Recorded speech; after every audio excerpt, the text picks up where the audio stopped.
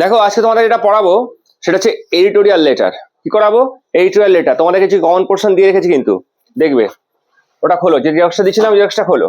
আজকে এটা করাবো সেটা হচ্ছে কি, এডিটোরিয়াল লেটার।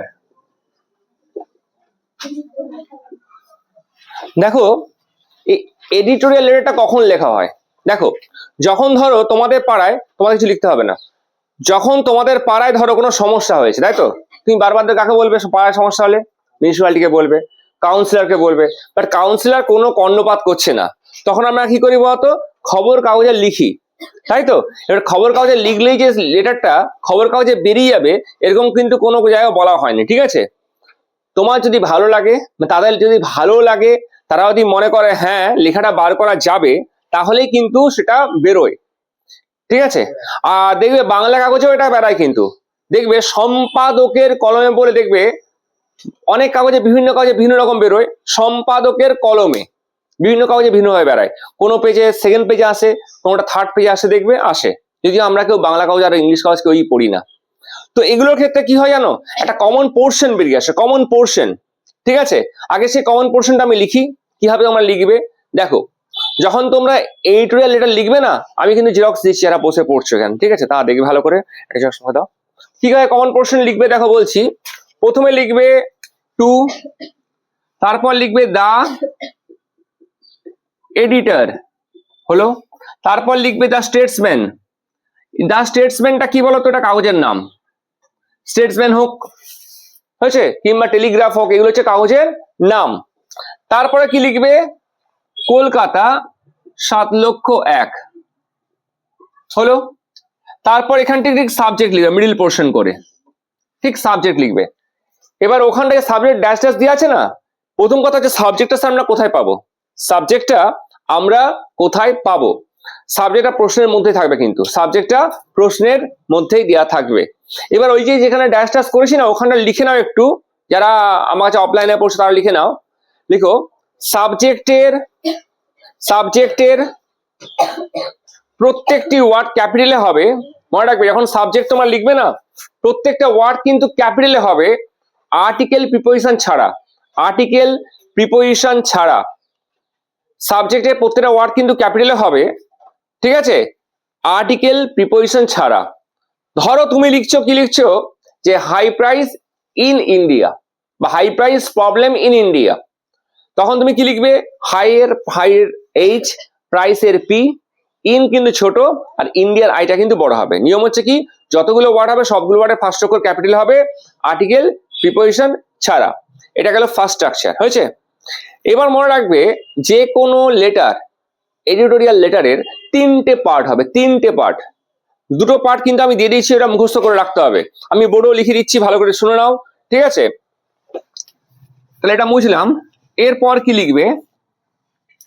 লিখবে sir, comma, I shall be highly obliged, আমি আপনার কাছে কৃতজ্ঞ থাকবো, আমি আপনার কাছে কৃতজ্ঞ থাকবো, if you kindly, যদি আপনি অনুগ্রহ করে, allow me, আমাকে অ্যালাউ করেন, allow me, কি অ্যালাউ করেন? to ventilate, ভেন্টিলেটের সামনে লিখে রাখো প্রকাশ করতে দেন। ভেন্টিলেট মানে কি বললাম? প্রকাশ করতে দেন। আমি একটু আগে বলেছি, তুমি এডিটরকে লিখবে, বাট এডিটর তোমার লেখাটা খবর কাগজে রাখবেন কিনা সেটা নির্ভর করছে কার উপর? এডিটরের ওপর। যদি আপনি প্রকাশ করতে দেন, হয়েছে, কি প্রকাশ করতে দেন? থ্রু দ্য কলামস, কিছু line, through the columns, COLUMNS, columns of your esteemed daily,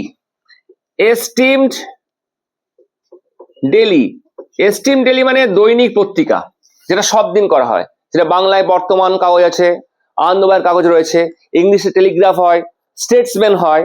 যদি আপনি আমাকে পত্রিকায় কিছু লাইন লিখতে দেন অ্যাবাউট কি সম্বন্ধে, এবার শুনো ভালো করে।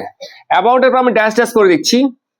এই যেখানে সাবজেক্ট লিখেছিল না উপরে, এই সাবজেক্টটাই এখানে বসবে, এই সাবজেক্টটাই এখানে বসবে, এই সাবজেক্টটাই কিন্তু এখানে বসবে। এটা গেল ফার্স্ট কলাম, আমি যেটা জেরক্স দিয়েছি। এবার আসছি মিডিল পোর্শনটা। মিডিল পোর্শনটা কি হবে ওটা আমি নোটস দেবো। মিডিল পোর্শনটা কি হবে, মিডিল পোর্শন যেটা হবে ওখানে একটু স্টার দিয়ে লিখে রাখো, যারা এখানে পড়ছো অফলাইনে তারা একটু স্টার দিয়ে লিখে রাখো। লিখো মেন বডি সর্বদা প্রেজেন্ট ফর্মে লিখতে হবে। মেন বডি সর্বদা প্রেজেন্ট ফর্মেই লিখতে হবে, মনে রাখবে। কেন, এডিটোরিয়াল লেটার কিন্তু বাস্তবিক সমস্যা নিয়ে, এডিটার লেটার কিন্তু বাস্তবিক সমস্যা নিয়ে। তাই বর্তমানে যে সমস্যা তুমি সম্মুখীন হচ্ছ সেটা তুমি কোন টেন্সে লিখবে, অবশ্যই সেটা প্রেজেন্ট ফর্মে লিখবে, নাকি বলো? আচ্ছা, এবার তাহলে একটা প্যারা হলো, মিডিল প্যারাটা কি লিখবে, বডি। থার্ড প্যারাটা আবার কমন পোর্শন দেওয়া আছে, আমি একটু আলোচনা করছি, দেখবে 3টে প্যারা লিখতে হয়। থার্ড প্যারায় আসছি, এবার আমি থার্ড প্যারায় আসছি, কিন্তু ভালো করে দেখবে 3টে প্যারা ভাগ করে লিখতে হবে কিন্তু, মনে রাখবে। লিখো শো কমা, দেখো সবাই, স্যার কমা তাই মহাশয়, now I draw your kind sympathetic consideration, sympathetic consideration, আমি আপনার কাছে কৃতজ্ঞ থাকবো, আমি আপনার কাছে কৃতজ্ঞ থাকবো। ইফ দা, এবার দেখবে ভালো করে একটু দেখো সবাই, জেরক্সে আমি লিখছি, দেখো গভর্নমেন্ট অবলিক, কিন্তু লিখছি কি বলতো, অথরিটি, গভর্নমেন্ট অবলিক অথরিটি। এটা কেন লিখছি, গভর্নমেন্ট অবলিক অথরিটি লিখছি কেন, দেখো সবসময় তোমার অভিযোগটা সরকারের বিরুদ্ধেই হবে তার কোনো মানে নেই, কিন্তু তোমার অভিযোগটা কোনো একটা কর্তৃপক্ষের আন্ডার হতে পারে। কিরকম, আমি একটা এক্সাম্পল দিচ্ছি তোমাকে, তোমার ঘরের সামনে রাস্তার লাইটটি জ্বলছে না, তো সেটা কে দেখবে, সরকার দেখবে। তুমি কোথাও যে তুমি একটা বই কিনেছো, বইটাতে পাল্টাতে যাচ্ছ, পাল্টে দিয়ে এসছো, বা সেই দোকানের মালিক তোমাকে টাকা ফেরত দিচ্ছে না, তো তখন তুমি কার বিরুদ্ধে অভিযোগ করবে, সরকার যে বলবে, নিশ্চয়ই বলবে না, তখন লিখতে হবে কি, অথরিটি। তাহলে দেখতে হবে কোনটা লিখবো, গভর্নমেন্ট লিখবো না অথরিটি লিখবো। তুমি প্রশ্ন করতেই পারো, স্যার আমি বুঝবো কি করে গভর্নমেন্ট হবে না অথরিটি হবে? আমি তোমাকে বললাম সরকার যে সমস্ত পরিষেবা দিয়ে থাকে সেই সমস্ত পরিষেবা থেকে তুমি যদি বঞ্চিত হও তাহলে তুমি করতে হবে, অ্যাড্রেস করতে হবে কাকে, গভর্নমেন্টকে। যদি ব্যক্তিগত কোন ধরো দোকান টোকান আছে, কোন ধরনের জামা কিনেছো, প্রতারিত হয়েছো, সেগুলো কি হবে, অথরিটি, মনে রাখবে কিন্তু, হয়েছে। এবার গভর্নমেন্ট বা অথরিটি এটাকে থার্ড পার্সন ধরা হয়, তাই লিখবে টেক্স নেয় নেসেসারি স্টেপস, যদি সরকার বা কর্তৃপক্ষ গুরুত্বপূর্ণ পদক্ষেপ নেয়। এক মিনিট থাকিস,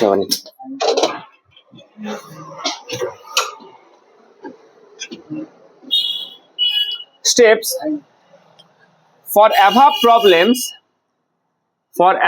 problems এই সমস্যার প্রতি as early as possible, যত শীঘ্রই সম্ভব, as early as possible, যত শীঘ্রই সম্ভব, full stop, we must be grateful to your help, we must be grateful, GRATEFUL, grateful to your help, আমরা আপনার কাছে সাহায্য প্রার্থী রইলাম। তাহলে কি বলছে, সো স্যার তাই মহাশয়, সো স্যার মহাশয়, now I draw your kind sympathetic consideration, আমরা আপনার কাছে কৃতজ্ঞ থাকবো, if the government oblique authority, আমি বলেছি গভর্নমেন্ট কখন লিখবে, অথরিটি কখন লিখবে, টেক্স নেয় নেসেসারি স্টেপস, গুরুত্বপূর্ণ পদক্ষেপ, ফর অ্যাভাব প্রবলেম এই সমস্যার প্রতি, অ্যাজ আর্লি অ্যাজ পসিবল, যত শীঘ্রই সম্ভব, we must be grateful to your help, আমরা আপনার কাছে সাহায্য প্রার্থী রইলাম। তা 3টে প্যারায় ভাগ করবে, প্রথম একটা প্যারা, মাঝখানে বডি, মানে প্রথম আর থার্ড হচ্ছে কমন পোর্শন, আর মাঝখানটা বডি, মাঝখানটা অবশ্যই কিন্তু প্রেজেন্ট টেন্স হবে, পুরো লেটারটাই প্রেজেন্ট টেন্স হবে,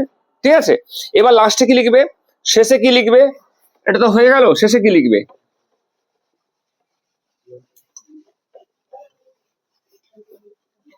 শেষে কি লিখবে, একদম শেষে লিখবে ডেট লিখবে, যেদিন তুমি লিখছো, আজকে লিখছো 4/1/2026, প্লেস কি লিখবে, অবশ্যই লিখবে মিদনাপুর, অবশ্যই লিখবে মিদনাপুর, ডান দিকে লিখবে ইয়োর্স ফেথফুলি, তোমার নাম লিখবে, ইয়োর্স ফেথফুলি দিয়ে তোমার নাম লিখবে, হয়েছে। এটা গেল কমন পোর্শন, এটা গেল কমন পোর্শন, এটা গেল কমন পোর্শন, ঠিক আছে। এরপর লেটার তো আমি নোটস দেবো, আলোচনা করব, ঠিক আছে। এটা কিন্তু লিখতে আগে মুখস্থ করে নাও, ঠিক আছে?